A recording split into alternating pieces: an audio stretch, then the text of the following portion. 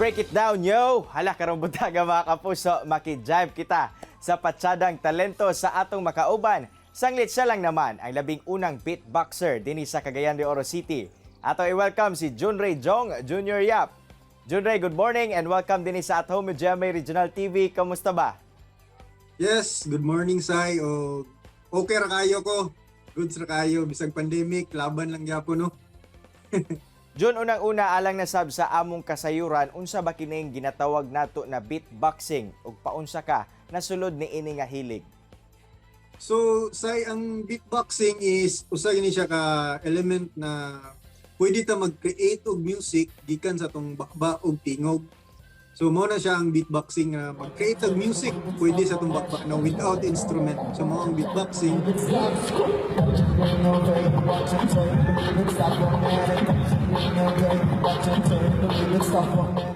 And then, nag-start ko ani is sa bata pagid ko around 2007. Mahilig man pud ko og paminaw og hip-hop nga music like R&B. So, while naminaw ko before, gusto na ko kanang awaton ang kuan, ang beat or ang music. But the problem is, wala ko'y instrument before. Wala ko'y ma-express ba? Di na ko ma-express sa instrument. So, ang akong buhat Sai is nangita kong paagi, which is ni-come up ang beatboxing sa kuha na like, siko galing paminaw sa beat, na like in that way, na express na ko ba na pwede di ay maghimo og beat or beatboxing or music gikan sa atong bakba. So, isa gina sa akong inspiration, no, na pagpaminaw na ko og music, dito murag nisulod pud sa kuha ang music ba, dito na ko na-express siya kay bali. Sukad bata pa lang baka nahilig ka na bagayod sa paghimo og mga tugtog gamit ang imuhang baba o paunsa sa banimo na diskubrihan nga aduna diay industriya about ni ani? Yes, before, no, wala gid kaayo, wala tay mga teacher ani, pero nagpraktisa lang gid ko.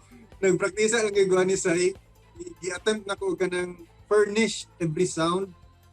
Like kana practiceon gid mo every day. Like it takes months or year para maklaro gid ang isa ka sound.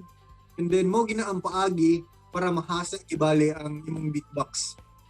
John, ikaw ang giila nga unang beatboxer dinhi sa syudad, apan karon aduna na mo'y grupo.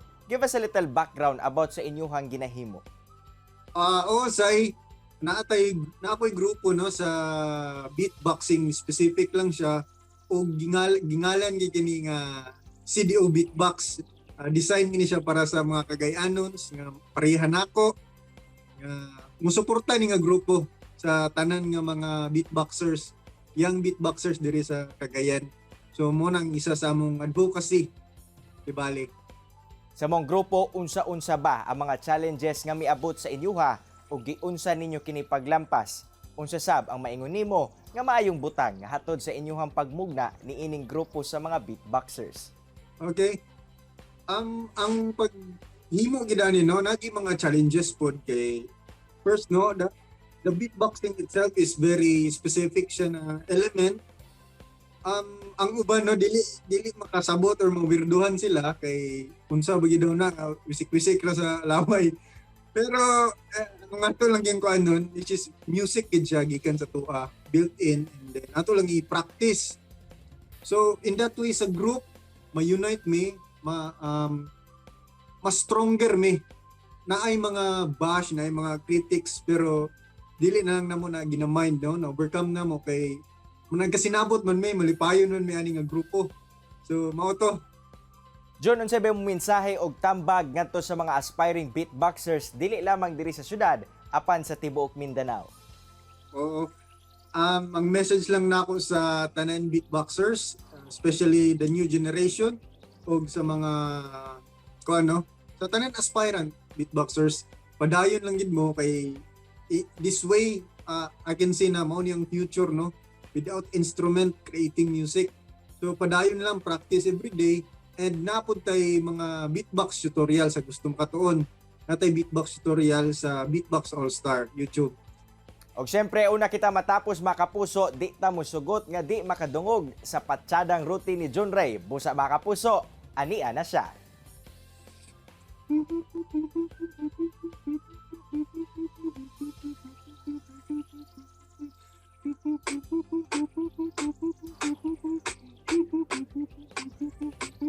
One, two, three.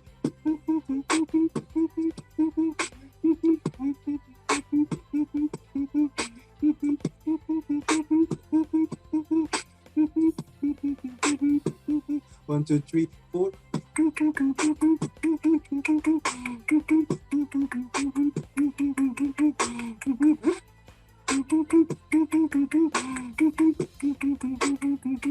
One, two, three, four, five.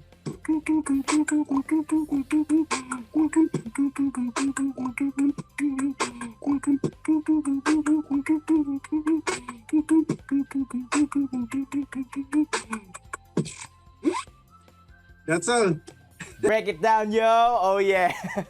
Bitaw, maayo kayo mohatag og beat si Jun Ray. Makabilib gayod.